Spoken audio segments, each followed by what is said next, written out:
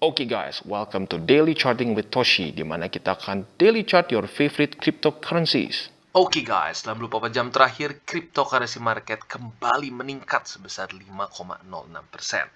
Dengan total market cap sekarang mencapai 2,01 triliun US dollars. Akhirnya mulai masuk lagi ke angka 2 triliun ya. Sudah cukup lama kita ngedip di bawah dari harga situ. Ya, nah sekarang kita bisa lihat Bitcoin dalam 24 jam terakhir peningkatan sebesar 4,41% ya. Dan yang lebih kerennya lagi apa? Ternyata Bitcoin melakukan skenario pertama kita, yaitu riding the upper band ya. Kita bisa lihat dia keluar dari Bollinger Band, tembus MA50 dan basically dia menunjukkan momentum yang sangat kuat. Nah, ini adalah salah satu skenario yang kita bahas kemarin dan jujurnya secara probabilitas ini bukan yang paling besar karena kalau kita lihat dari volume kemarin cenderung turun, tetapi kita bisa lihat lagi-lagi market menunjukkan bahwa market itu bukan punya bapak moyang kita ya. Jadi kita hanya bisa bereaksi terhadap market, tidak bisa kita 100% menganalisa percis market akan seperti apa ya. Nanti untuk detailnya tentunya akan kita bahas di belakang. For now kita lihat overall semua cenderung hijau ya. Kita lihat Ethereum kembali di atas 3100 ya. BNB 435 naik 3,96%. Cardano 1,2 dolar lagi akhirnya ya. Jadi pada hari ini mungkin kita akan update juga mengenai Cardano. Dan semuanya cenderung hijau. Paling enak ngelihat market seperti ini ya. Buat kalian yang XRP kemarin sampai di 0, ya nyaris ya. Nggak sampai kena sih seingat gue ya. 0,5an. Wah sekarang pasti happy banget ya. Karena sudah naik 40% dalam 7 hari terakhir. Dan seterusnya ya. Jadi kurang lebih seperti itu. Dan ya seperti yang kita sudah bilang berkali-kali ya. Mau tidak mau, cryptocurrency market masih sangat-sangat terpengaruh sekali dengan Bitcoin. Mana buktinya? Ini dia. Bitcoin bullish, yang lain cenderung ikutan ketarik. Oke, dan kita masuk dulu ke beritanya, di mana kita bisa lihat Botswana mensahkan RUU perdagangan kripto dan token digital. Kita langsung masuk ke beritanya. Dilansir dari Yahoo Finance, Senin lalu ya, menurut laporan Bloomberg, kripto dan token digital akan diatur sebagai bagian dari upaya mereka untuk meningkatkan kebijakan anti pencucian uang. Tentunya adalah pemerintahan dari Botswana ya. Kita bisa lihat aturan baru ini mengharuskan setiap perusahaan yang menawarkan layanan cryptocurrency atau apapun yang terkait dengan token digital harus mendapatkan lisensi dari otoritas pengatur lembaga keuangan non-bank dari Botswana. Menteri Keuangan Botswana, Peggy Serame, membenarkan berita itu. Karena negara tersebut telah mempersiapkan lahan untuk meningkatkan pengawasan keuangannya di tengah pengawasan yang membuat Botswana dimasukkan dalam daftar Satuan Tugas Aksi Keuangan. Karena cryptocurrency terus mendapatkan adopsi yang lebih luas, risikonya pun meningkat karena banyak orang yang menjadi mangsa penipuan cryptocurrencies. Sejalan dengan itu, regulator mencari cara untuk melindungi orang dari risiko ini di Afrika. Oke, menurut gua gimana? Menurut gua justru ini cukup bagus ya. Dengan adanya satu regulasi yang jelas, ya maka kripto akan lebih banyak diadopsi lagi. Nah gini, sekarang jujur gini, cukup banyak orang-orang yang masih belum mau beli cryptocurrency atau belum mau adopsi karena merasa tidak ada regulasi yang cukup jelas untuk membuat mereka merasa aman investasi di dunia kripto. Nah dengan adanya regulasi yang lebih baik, maka orang-orang yang tadinya sedikit galau untuk masuk atau tidak ke dalam cryptocurrency bisa semakin jelas untuk join atau tidaknya, gitu. Itu yang pertama. Dan yang kedua, ini dia, penipuan cryptocurrency. Sebaik-baiknya dunia cryptocurrency ini sekarang masih wild west, di mana ya pokoknya kesannya gini, scams itu banyak sekali terjadi, gitu ya. Bahkan ya pump and dump, lalu ya itulah sebenarnya pump and dump, terus juga skema Ponzi dalam dunia cryptocurrency itu menjadi satu hal yang sangat-sangat sering sekali terjadi. Nah, dengan adanya regulasi yang lumayan kencang ke daerah situ, justru menurut gua akan bisa membuat semua sektor dari cryptocurrency ini menjadi lebih baik lagi. Karena dia akan memfilter project-project yang nggak jelas. Gitu ya. Jadi kurang lebih cukup baik ya. Dan semoga saja dengan seperti ini, cryptocurrency bisa semakin banyak diadopsi di Botswana dan juga di seluruh Afrika. Oke, dan kita masuk lagi ke Bitcoin. Nah, Bitcoin kita balik lagi ke ini ya, bull support band. Tapi sebelum ke sini, kita masuk dulu ke yang biasa. Nah, kita bisa lihat bahwa di daily, dia berhasil close di atas MA50, which is really good. Ya, really good. Nah, jadi kalau secara skenario, seperti yang tadi kita bahas di depan, ini sepertinya cenderung lebih ke skenario pertama kita, yaitu riding the upper band. Nah, riding the upper band ini ada kemungkinan setelah dia seperti ini ya, dia akan bisa lanjut lagi ke atas. Nah, tinggal targetnya kemana nih? Ada beberapa target. ada kemungkinan bisa berhenti di 46.164 dolar. Kenapa? Karena ini tadinya adalah satu support yang kuat ya. Dia retest 1, 2, 3, 4, 5, 6, 7, 8, 9, 10, 11. 11 kali dia retest sebagai support dan tembus. Nah, seperti yang kita sudah bilang berkali-kali, apabila support kuat tertembus, seringkali berubah menjadi apa? Resistance. Nah, jadi ini dia kemungkinan target pertamanya bisa berhenti di sini. Dan kedua, kebetulan juga ini cukup mirip, atau bukan mirip, bisa dibilang angkanya nyaris sama dengan bull support band. Nah, tapi di sini kalau dia ketembus, maka dia akan berubah jadi apa? Support kuat, ketembus berubah menjadi resistance. Nah, jadi ini sekarang mungkin namanya sedikit berubah menjadi bull market resistance band, ya. Dan angkanya mirip-mirip di 46.800-an, ya.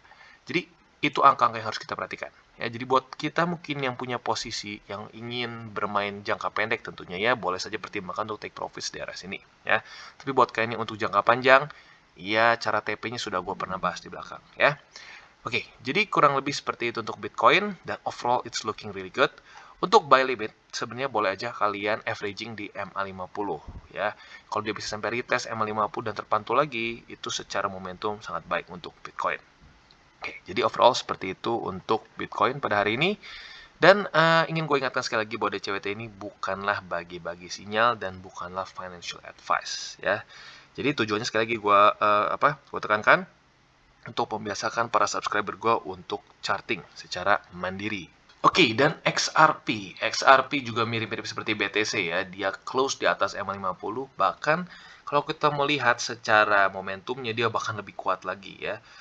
Riding the upper band lebih ekstrim daripada BTC ya. Sama-sama riding the upper band tapi XRP naiknya dengan luar biasa. Jadi basically kemarin ya, dia itu naik sebesar berapa persen? Sekitar 21%-an ya. Jadi really crazy for XRP. Nah, untuk sekarang kita bisa lihat XRP tentunya yang menjadi resisten utama dia sekarang adalah di MA200. Dan menurut gua dalam posisi seperti ini nggak bijak kalau kita tambah posisi ya, atau kita buy limit atau averaging. Lebih baik kita tunggu, bersabar. Yang pertama untuk yang konservatif bisa saja kalian pertimbangkan untuk buy limit di MA50 karena kalau seperti ini biasanya dia ada chance. Yang pertama bisa dia terpantul di 200 dan bermain pingpong antara MA50 dan 200 atau bahkan sekarang bisa saja langsung kehilangan momentum dan retest lagi support terdekat. Makanya bisa di daerah situ. Nah, baik lagi itu untuk yang konservatif.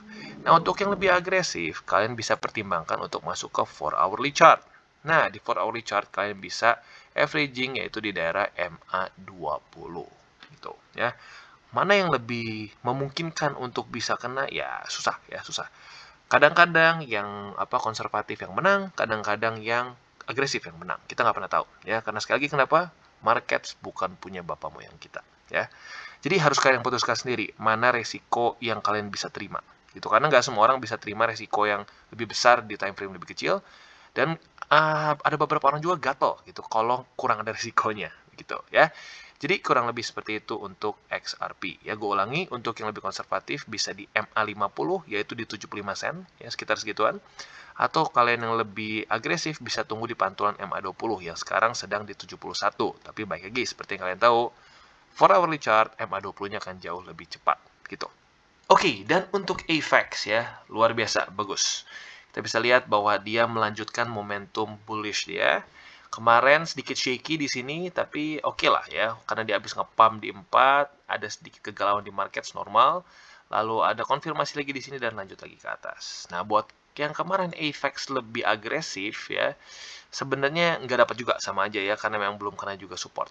Nah, untuk sekarang tentunya ada dua, ya seperti biasa ada dua tipe ya. Buat yang lebih konservatif, bersabarlah, tunggu sampai MA20 mendekati di daily begitu. Ya which is masih rada jauh, sekarang masih di 70 dolar. Gua pribadi gimana? Kalau gua sih tetap masih nunggu di MA20-an karena gua emang lebih cenderung lebih konservatif ya. Nah, tapi buat yang agresif di sini sedikit menarik nih. Karena kenapa? MA20 sudah mulai golden cross dengan MA200. Nah, sekarang pertandanya seperti mau koreksi. Nah, jadi bisa aja kalian pertimbangkan untuk yang agresif ya. Sekali lagi gue ingatkan, itu bisa kalian pertimbangkan untuk pasang buy limit di MA20 di 4 hourly chart, yaitu di sekitar 79,5 lah kalau mau dibuletin ya, atau 79,6. Jadi untuk AVAX seperti itu, gue ulangi, untuk yang agresif boleh kalian pertimbangkan di 79,6 ya. Dan buat kalian yang lebih konservatif ya bersabar saja, tunggu sampai MA20 mulai mendekat ya. Jadi kurang lebih seperti itu untuk AVAX. Dan AVAX overall not bad ya. Dia salah satu aset yang daily-nya 200-nya belum ketembus sih, tapi maksudnya masih stay strong sampai sekarang ya. Karena nggak semua aset bisa kita sebut seperti itu ya. Contoh seperti XRP, EMA 200-nya sudah jauh ketembus ya. Lalu Matic, Matic juga masih bagus ya. Dan jadi intinya apa? AVAX itu salah satu aset kripto yang not bad secara TA. Oke, dan sekarang masuk Matic. Nah, Matic sepertinya tidak mau kalah dengan AVAX ya.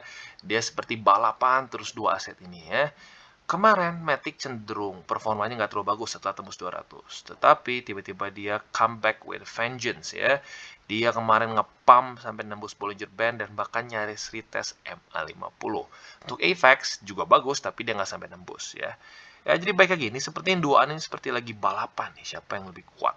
Dan secara TA sangat mirip, dua-duanya kurang lebih mempertahankan 200, kemarin sedikit struggling juga dengan EMA20, dan sekarang dua-duanya sedang lagi mengejar targetnya itu EMA50 ya. Nah, sekarang untuk Matic seperti apa? Nah, Matic kalau dalam bentuk seperti ini mungkin yang para agresif lebih sedikit tergoda untuk ambil posisi ini. Karena kalau kita lihat sekarang MA200-nya ada kemungkinan bisa mulai menjadi support yang cukup baik untuk Matic ya. Jadi ini salah satu buy limit kalian yang lebih agresif tentunya ya. Bisa di MA200 yaitu di $1 lebih 90 lah kalau kita bulutin ya. Jadi gue ulangin, untuk yang lebih agresif $1.90 averaging ya. Dan lalu selanjutnya untuk yang lebih konservatif ya, konservatif santai aja ya. Karena gini, kalau yang konservatif mikir bisa seperti ini ya. Ini bisa ke reject 50 dan ujung-ujungnya balik lagi ke MA20. Dan apakah itu sering terjadi? Sering kok terjadi ya. Nah, jadi makanya kenapa kalau gue ditanya, Bang, mending kita agresif atau mending kita konservatif? Ya, harus bukan masalah siapa yang mau pengen untung lebih besar, tapi memang lebih cocok seperti apa lu. Gitu ya. Kalau lu memang nggak terlalu suka resiko besar, ya sudah, lu lebih konservatif aja ambilnya. Kalau lu ngerasa gatel gitu, aduh bang, gue lebih suka yang resikonya lebih mantap gitu ya, gue lebih suka yang bikin deg-degan dikit, ya sudah silakan main di time frame lebih kecil sedikit. Tapi ya siap-siap juga kalau volatile ya deg-degannya ekstra ya. Jadi kalau untuk Matic di yang lebih konservatif bisa tunggu sampai MA20 pelan-pelan mulai menjemput harga ya. Jadi ada dua skenario nih buat yang konservatif. Ada kemungkinan dia di sini sideways dulu ya, sideways, lalu 20 pelan-pelan menjemput dan lanjut lagi ke atas, atau yang kedua bisa saja dia kerja ke 50 turun langsung dan ketemunya di bawah ya. Ya tinggal kalian tunggu saja mana ya dapat yang mana ya. Oke, dan sekarang kita masuk ke Luna. Nah, untuk Luna kita bisa lihat kemarin atau lebih tepatnya jam 7 pagi tadi dia berhasil close di atas MA20. That's really good ya. Nah, tapi sekarang PR selanjutnya ya belum selesai nih, belum selesai PR-nya. PR selanjutnya adalah apakah dia bisa mempertahankan MA20 atau tidak. Karena kalau kita lihat di sini, dia sudah pernah juga kok close di atas MA20, tetapi kalau dia nggak bisa mempertahankan, ya ujung-ujungnya tembus lagi. Begitu ya.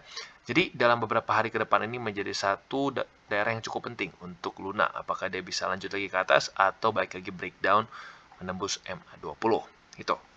Nah, untuk buy limit ya, untuk buy limit sekarang, untuk 20-nya ya sebenarnya gue sedikit bingung juga ya. Kalau kalian mau averaging boleh-boleh aja sih sebenarnya, tapi jujurnya dalam kondisi seperti ini konfirmasinya belum terlalu bagus ya. Biasanya gue lebih prefer gini, kalau mendingan dia sekalian naik dulu, boleh ke reject 50 atau ke reject apa turun lagi, nah baru di 20-nya gitu. Kalau untuk sekarang dalam kondisi seperti ini sedikit shaky gitu ya. Tapi ya kalau kalian ingin averaging, mungkin ngerasa posisi Luna kalian kurang, boleh pertimbangkan untuk averaging di situ ya.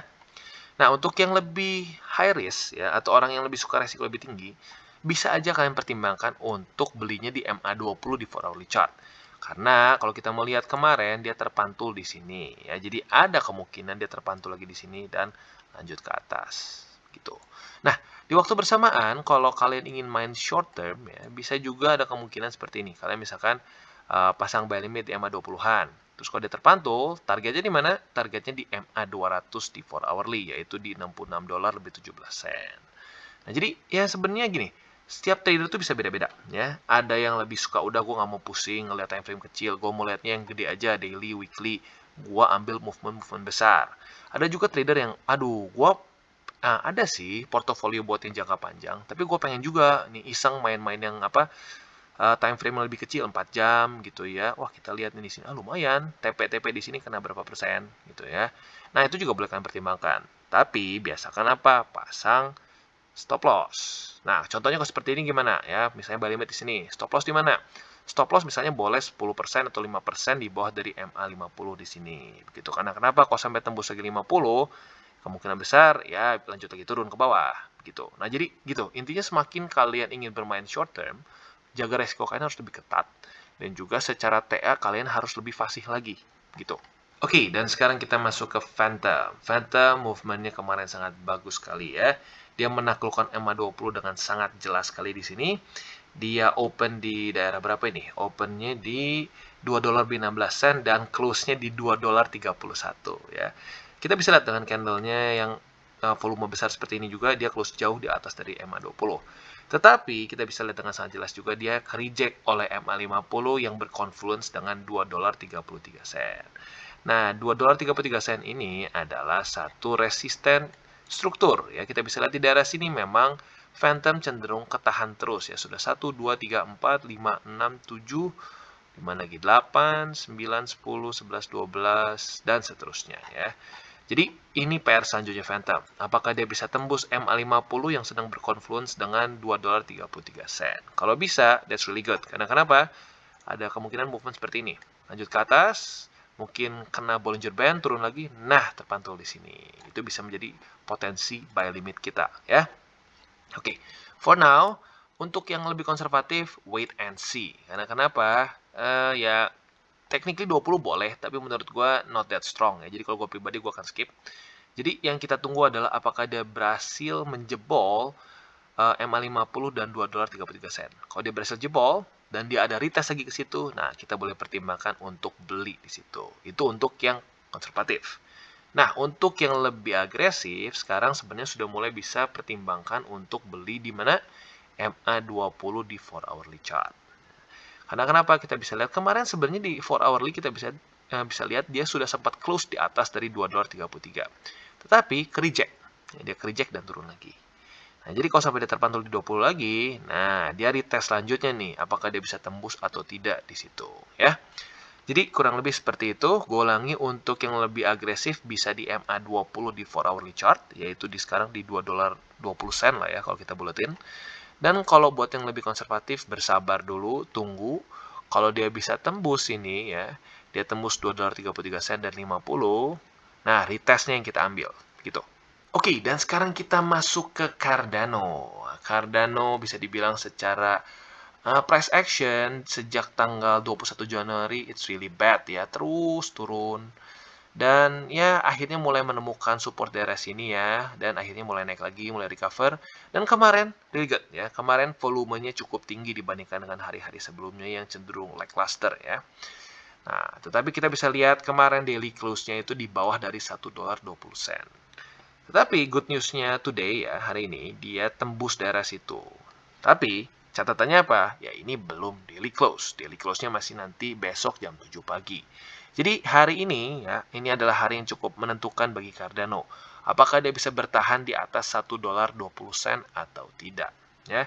Skenario terbaik ya, skenario terbaik dia riding the upper band, tembus MA50, close daily-nya seperti BTC ya.